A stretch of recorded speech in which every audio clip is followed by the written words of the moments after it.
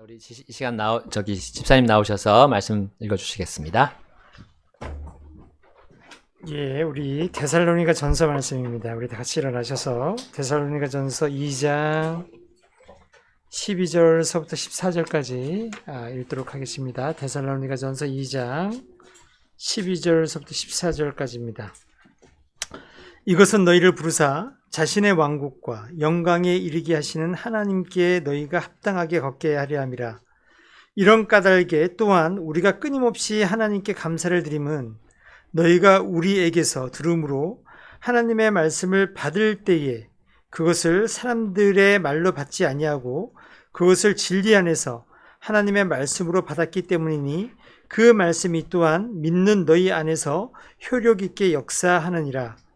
이는 형제들아, 너희가 그리스도 예수님 안에서 유대에 있는 하나님의 교회들을 따르는 자들이 되었기 때문이라. 이는 그들이 유대인들로부터 고난을 받는 것과 같이 너희도 너희 지방 사람들로부터 같은 것들로 고난을 받았기 때문이라. 아멘. 이 주에는 이 제목이 모범을 만들어내는 복음을 선포하세요. 이것은 이제 복음을 선포하는 모범에 대한 시리즈의 네 번째 강의입니다. 지난 시간에는 우리가 복음을 선포하는 방법에 대해 살펴보았습니다. 우리는 다양한 방식으로 복음을 선포합니다. 거리에서 선포하고 찬양을 통해 선포하며 전도지를 배포하고 개인적인 증언을 하며 성경 공부를 통해서도 선포합니다. 우리가 이렇게 하는 이유는 우리에게 주어진 모범을 선포하고 이를 다른 사람들에게 전달하기 위해서입니다.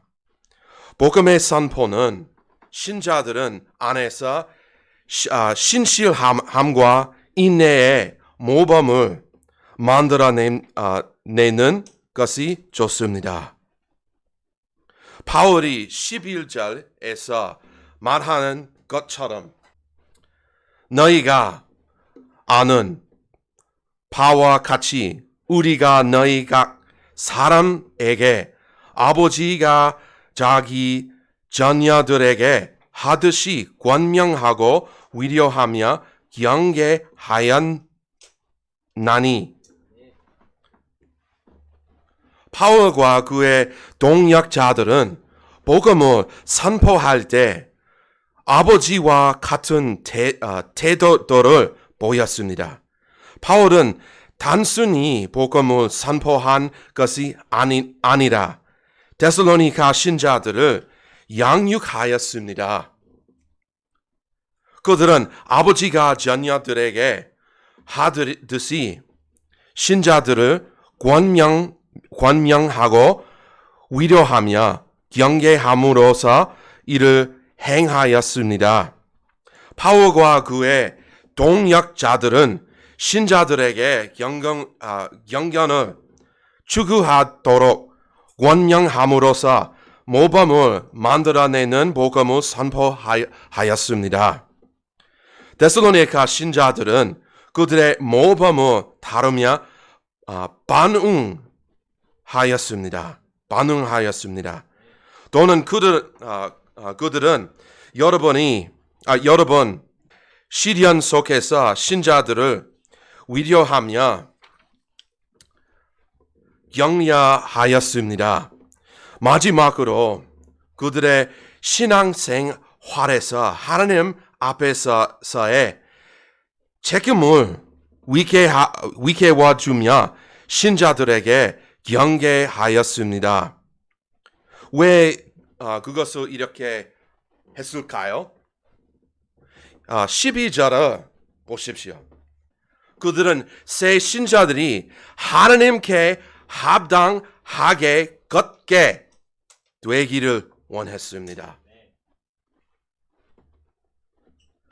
바울은 신자들이 하나님께 합당하게 걷는 것이 좋다는 세 가지 이유를 제시합니다. 따라서 바울은 오늘날 우리에게도 하나님께 합당하게 열어야 할 세 가지 이유를 주고 있는 것입니다. 먼저 우리는 하나님께서 우리를 부르셨음을 인식해야 합니다. 데살로니가 전서 2장 12절 말씀. 이것은 너희를 부르사 자신의 왕국과 영국에 이렇게 하시는 하나님께 너희가 합당하게 걷게 하려 합니다. 우리는 하나님께서 우리를 부르셨기 때문에 모든 언어는 복음을 선포하는 것이 좋습니다. 하나님의 부르심은 높은 부르심입니다. 따라서 우리는 바울이 보여준 것과 같은 영정, 긍휼, 열심, 그리고 양육하는 마음으로 이에 응답하는 것이 좋습니다. 데살로니가 신자들은 단순히 죄에서 불려냄을 받은 것이 아니었습니다. 그들은 더 위대한 것으로 불렸습니다. 그들은 하나님의 왕국과 영국으로 불렸습니다. 우리가 복음의 메시지를 믿으며 하나님께서 우리를 자신의 왕국과 영국으로 불리하셨습니다. 그러므로 우리는 그의 부르심에 합당하게 걷는 것이 좋습니다. 합당하게 걷는 것은 우리의 삶이 만왕의 왕과 그의 왕국을 반영하는 것을 의미합니다. 그것은 단순히 복음을 듣는 것이 아니라 복음을 안에서 걷는 것입니다. 골로새서 1장 11절 말씀. 이것은 너희가 주께 합당하게 걸어 그분은 전적으로 기쁘시게 하고 모든 선한 일에 열매가 풍성하며 하나님을 아는 지식에서 자라나고 라고 말합니다. 복음은 단순히 죄로부터의 구원 의미하는 것이 아닙니다. 복음은 우리를 예수 그리스도의 형상으로 변화시키는 것입니다. 하나님께서 우리에게 원하시는 것은 우리가 예수님께서 보분이신 동일한 영광을 반영하는 것입니다. 예수님께서는 거룩함을 본보이셨습니다. 베드로전서 1장 15장 절 말씀. 오직 너희를 부르신 그분께서 거룩하신 것 같이 너희도 온갖 행실에서 거룩할지니. 우리의 부르심에 합당하게 걷는 데 있어 중요한 부분은 혀를 다스리는 것입니다. 야고보가 혀에 대해 이렇게 말했는지 들여보십시오. 야고보서 3장 6절 말씀.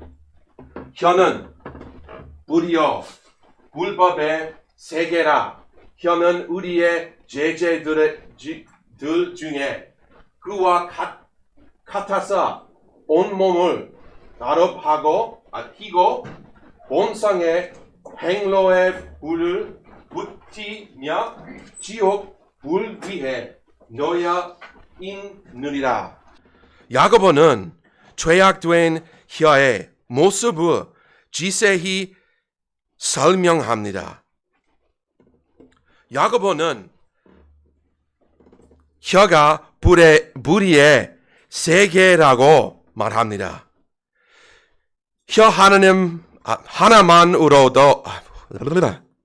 하나만으로도 수많은 죄를 지을 수 있습니다.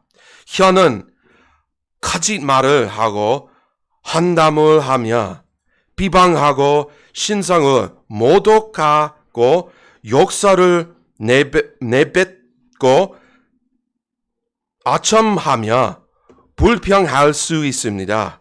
혀는 고만하기 자랑하고 거짓 교리를 가르치며 가혹하고 잔인할 수도 있습니다. 혀는 헛된 말과 어리석을 말을 하고 저주하며 모욕할 수도 있습니다. 혀는 불입니다. 불을 방치하며 모든 것을 파괴합니다. 우리는 뉴스에서 항상 불의 파괴력을 봅니다.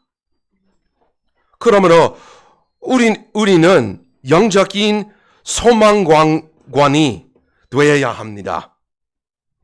우리는 우리의 혀라는 불을 켜야 합니다. 야고보가 혀를 어떻게 묘사했는지 주목하십시오.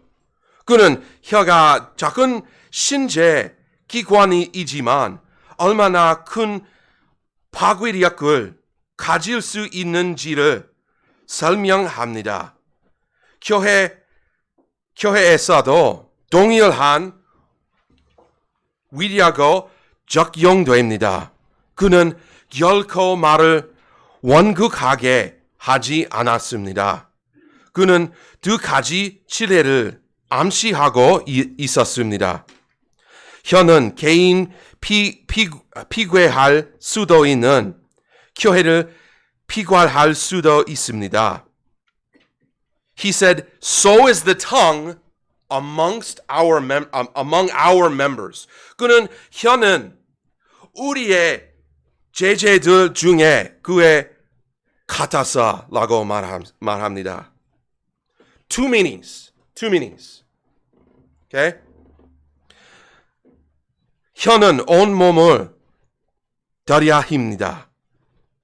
많은 교회가 성도들의 혀를 인해 분열되었습니다.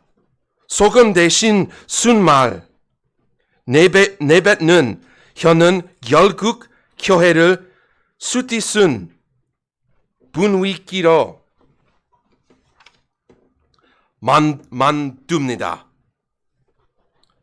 사람들은 교회의 담으로 바르려 오진 상처 바르러 오는 것이 아닙니다. 교회는 영적인 병원이 되어야 합니다. 병원이 되어야 합니다. 모든 성도는 다른 성도들을 축복하기 위해 노력해야 하며 해치는 자가 되어서는 안 됩니다. 야고보는 우리의 혀에 대해 엄중한 열거를 주었습니다. 4절에서 그는 배를 조종하는 키로 묘사합니다. 여러분의 키는 여러분의 배를 어떻게 인도하겠습니까? 잠언 15장 4절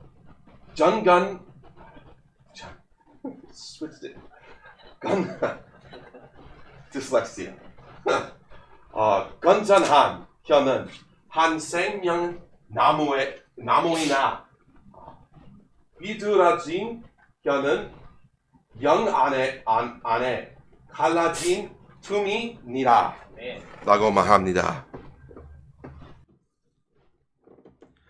우리가 혀를 제어하지 않고 육신의 욕망대로 말하면 영적인 균율을 초래합니다. 이러한 죄악된 말은 한 사람의 삶 전체를 떨어뜨리며 도덕적, 영적 발멸로 이끕니다. 우리의 말은 죄로 가득 차서는 안 되며 하나님 동행하는 거룩함을 반영하는 것이 좋습니다. 빌립보서 1장 27절 말씀. 오직 너희의 행실은 그리스도의 복음에 합당하게 하라. 이것은 내가 가서 너희를 뽑은지 떠나 있든지 내가 너희의 원한 일들을 들으려 함이니 즉 너희가 한 영 안에서 굳게 서서 한 마음으로 복음의 믿음을 위해 함께 싸우며 라고 말합니다. 우리는 혀를 제어해야 합니다. 우리의 말이 우리의 그리스도의 복음으로 맛을 내야 합니다. 그러면 우리는 예수님의 거룩한 성품을 반영하며 우리의 부르심에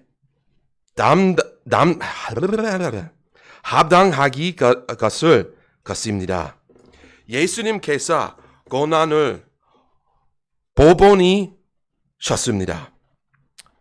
하나님의 왕국과 영국은 지금의 고난과 이후의 영광을 의미합니다. 디모데 후서 2장 12절 말씀. 우리가 만일 고난을 받으면 우리가 또한 그분께 하나님께 통치할 것이요 라고 말합니다. 현재의 고난은 제자 나타낼 영광과 비교할 수 없습니다. 로마서 8장 18절 말씀. 내가 생각하건대 현재의 고난들은 우리의 안에 나타날 영광과 비교할 수 없도다. 데살로니가 신자들의 간증은 고난의 간증이었습니다. 그들은 높은 부르심을 받았기에 고난을 견뎠습니다. 그들은 바른 복음을 위해 목숨을 갈 길을 기꺼이 감수했습니다. 그들은 자신들의 부르심에 합당하기 걸었고 사랑하는 구주를 주변에 잃어버린 자들에게 번영하였습니다. 그들이 하나님의 왕국을 이미 받았습니까? 아니요. 그들이 이미 영광을 받았습니까? 아니요. 그러나 그들은 믿음으로 환난을 견디며 나아갔습니다. 왜냐하면 하나님께서 약속하셨고 그들은 그분을 믿었기 때문입니다. 주님의 지림이 점점 가까워지고 있습니다. 우리는 그의 왕국에 속한 자들로 살고 있습니까? 우리는 우리의 일상에서 하나님의 영광을 발扬하고 있습니까? 두 번째, we must receive God's authoritative word. 우리는 하나님의 원위 있는 말씀을 받아야 합니다. 하나님께 합당하기 걷고 싶다면 우리는 하나님의 말씀을 신성한 권위로 받아들여야 합니다. 우리는 하나님의 말씀을 받았기 때문에 하나님께 합당하기 걷는 것이 좋습니다. 하나님의 말씀을 듣는 것만으로는 충분하지 않으며 우리는 말씀을 행하는 자가 되어야 합니다. 야고보서 1장 21절 말씀. 오직 너희는 말씀을 행하는 자들이 되고 듣기만 하여 너희 스스로를 속이는 자들이 되지 마라. 앱은 They recognize the divine authority of God. 그들은 하나님의 말씀에 신성한 원위를 인정하였습니다. 너희가 우리에게서 다름으로 하나님의 말씀을 받을 때에 그것을 사람들의 말로 받지 아니하고 그것을 진리 안에서 하나님의 말씀으로 받았기 때문이니 데살로니가 신자들은 하나님의 말씀에 신실한 권을 인정하였습니다. 데살로니가 신자들은 바울의 메시지를 단순한 인간의 지혜로 여기지 않았습니다. 그들은 그것을 사람의 말이 아니라 생명을 변화시키는 하나님의 말씀으로 받았습니다. 고린도후서 5장 17장 절 말씀. 그러므로 만일 누구든지 그리스도 안에 있으면 그는 새로운 피조물이라. 옛 것들은 지나갔으니 보라 모든 것이 새롭게 되었더라. 이러한 변화는 이렇게 일어납니까? They received the word of God. 그들은 하나님의 말씀을 받았습니다. 그들은 예수 그리스도 개인의 구주로 받아들였습니다. 그들은 하나님의 구력된 말씀을 그들의 삶에서 권위 있는 말씀으로 받아들였습니다. 그들은 그것을 믿었으며 그 말씀대로 살았습니다. 죄된 말씀의 수용은 변화를 가져옵니다. 비번 하나님의 말씀이 그들의 안에서 역사하셨습니다. 하나님의 말씀은 살아있고 능력이 있습니다. 예수님은 이렇게 말했습니다. 요한복음 6장 60절 말씀. 하나님의 말씀은 사람의 깊은 마음까지 다달하여 변화를 일으킬 수 있습니다. 그러나 이러한 변화는 사람이 하나님의 말씀을 믿고 그것을 권위 있는 말씀으로 받아들이 때에만 가능합니다. 하나님의 말씀이 우리 안에서 영사할 때 믿음 만들어냅니다. 로마서 10장 17 말씀.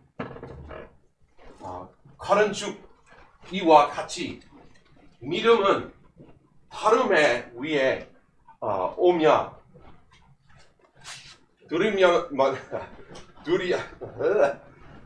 두름은 하나님의 말씀에 위에 오느니라. 여러분은 하나님의 말씀이 여러분의 삶에서 역사하도록 활약하고 있습니까? 아니면 교회에 와서 말씀을 듣지만 그것을 삶에 적용하지 않고 있습니까? 만약 그랬다면 여러분은 말씀을 듣기만 하는 자이지 행하는 자가 아닙니다. 10번 A true reception of the word produces change. 참된 말씀에 순종한 변화를 가져옵니다.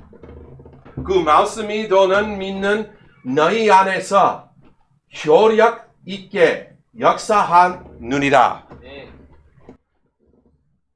우리는 하나님의 말씀을 믿을 때 새로운 피조물이 됩니다. 우리는 하나님의 말씀을 단순히 듣는 것에서 굳히는 것이 아니라 그것을 실천하는 것이 좋습니다. 우리는 그 말씀을 삶에 적용하는 것이 좋으면 그 말씀을 통해 변화될 것입니다.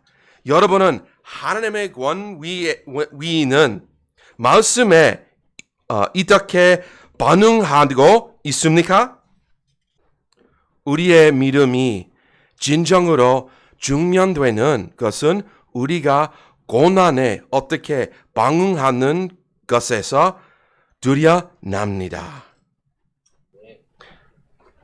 3번 We must respond to God's example.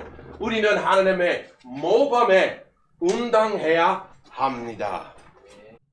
바울과 그의 사역팀은 유대에 있는 초대교회 신자들의 모범을 따랐습니다.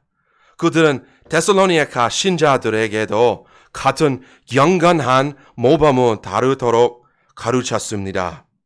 데살로니가 교회의 고난은 특별한 것이 아니었습니다. 그들은 유대에 있는 신자들의 본을 따랐으면 그들 또한 박해를 견뎌냈습니다. 그들이 선포한 메시지에 대한 순종을 확증하는 두 가지가 있습니다. 1번, 박해는 복음의 능력을 확증합니다. 요한복음 15장 20절 말씀. 만일 그들이 너희를 핍박하였으며 너희도 핍박할 것이요. 변화시킨 동일한 복음이 데살로니가에서도 같은 신실함을 만들어내고 있었습니다. 여러분은 믿음 때문에 박해를 받기 있습니까? 아무도 어떤 방식으로 박해를 경험하고 있을겠습니다. 그렇습니다. 그것은 신실하게 교회를 다니는 여러분을 조롱하는 가족일 수도 있습니다. 그것은 여러분의 믿음 조롱하는 이웃일 수도 있습니다. 그것은 복음 전도지를 줄 때 비웃는 낯선 사람일 수도 있습니다. I know, just my brain is not focusing. 여러분이 직면한 박해가 어떤 것이든 그것은 여러분의 삶 속에서 복음의 능력을 확증합니다. 비번 고난 속에서의 신실함은 참된 교회의 표징을 확증합니다. 유대에 있는 교회는 박해를 받았지만 믿음 안에서 굳게 섰습니다. 데살로니가 신자들은 그들의 결코함을 본받았고 이를 통해 복음의 역사를 증명했습니다. 믿음을 위해 싸우는 것은 타협하지 않은 순수한 복음의 메시지를 선포하는 것을 요구합니다. 하나님께서 우리를 소극적인 존재로 부르신 것이 아닙니다. We should contend for the faith. 우리는 믿음을 위해 싸워야 합니다. We should fight the wicked one. 우리는 악한 죄와 싸워야 합니다. We should fight those who would corrupt the gospel message. 우리는 복음의 메시지를 타락시키려는 자들과 싸워야 합니다. We should fight our flesh. 우리는 우리의 육신과도 싸워야 합니다. 우리가 항상 마땅히 해야 할 방식으로 싸우고 있습니까? 아닙니다. 우리는 종종 이 부분에서 실패합니다. 그럼에도 불구하고 우리는 우리에게 한 번 전달된 진리 안에서 굳게 서 있어야 합니다. 우리는 데살로니가 신자들과 초대교회 신자들에게 전달된 그 믿음 안에서 굳게 서 있어야 합니다. 그들의 믿음을 위해 싸웠고 우리도 믿음을 위해 싸워야 합니다. 여러분은 우리보다 앞서 신실했던 신자들의 모범 따를 준비가 되어 있습니까? 여러분 큰 시험 속에서도 곧게 삭했습니까?